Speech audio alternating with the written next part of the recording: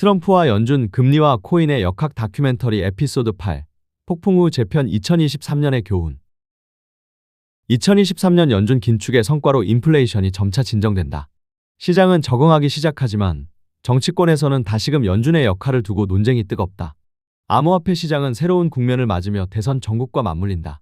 2023년 미국 경제는 천천히 안정을 찾아갔다. 전년도에 비해 물가 상승률은 둔화되어 연말에는 3% 안팎까지 떨어졌다. 연준의 약속대로 높은 금리를 유지한 결과였다. 5%를 넘는 기준금리는 2007년 이후 처음 보는 수준이었지만 파월 의장은 확실한 물가 안정이 확인될 때까지 섣불리 금리를 내리지 않겠다는 입장을 고수했다. 시장은 이에 적응해갔다.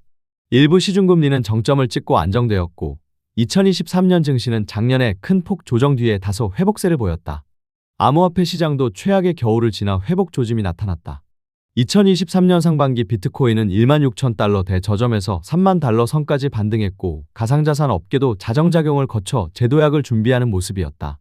특히 2024년 예정된 비트코인 반감기 채굴 보상 절반 감소와 미국 최초의 현물 비트코인 ETF 승인 기대 등으로 인해 2023년 가을부터 비트코인 가격이 다시 상승세를 타며 새로운 불마켓의 시작을 알리는 듯했다. 한편 정치권에서는 연준과 금리를 둘러싼 견해차가 다시 부상했다. 2024년 대선을 앞두고 트럼프 대통령은 연준이 대통령의 경제 기조에 따라 유연하게 움직여야 한다는 주장을 펼쳤다. 그는 공개적으로 대통령으로서 연준의 금리 결정에 발언권을 가져야 한다고까지 말해 경제 전문가들을 긴장시켰다.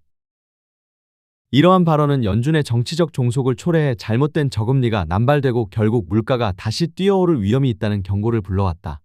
실제로 트럼프 진영 일부 참모들은 연준의 이중 목표 물가 안정과 고용 극대화를 없애고 물가만 책임지게 하자거나 비상시 대출 권한을 제한하자는 등 연준 권한을 축소하는 다양한 구상을 내놓았다.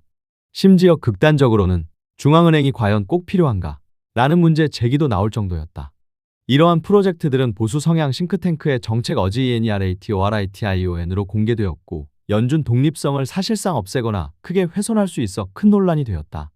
이에 맞서 민주당 측 후보 가상으로 카멀라 해리스 부통령이 출마했다고 가정화 현 정부는 연준은 독립기관이며 대통령으로서 연준의 결정을 절대 간섭하지 않을 것이라고 밝혔다.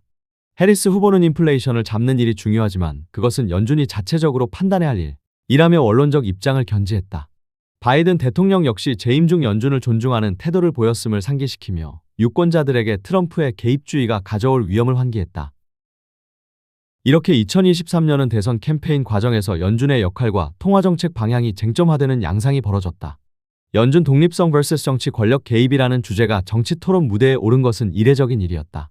암호화폐 업계도 대선 전국을 주목했다.